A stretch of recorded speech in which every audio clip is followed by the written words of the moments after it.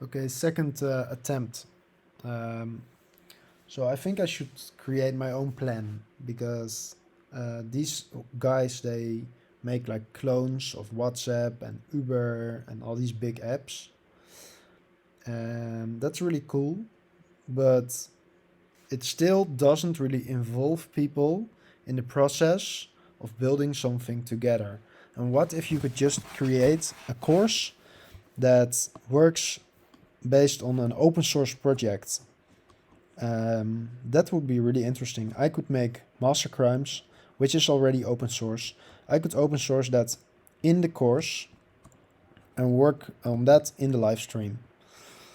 I think that would be really, really interesting um, because, yeah, people can basically uh, start building a real world application based on stuff they learned. And yeah, basically get involved right away. I think that's really interesting. And if I really explain how creating the app works really well, everybody can get started.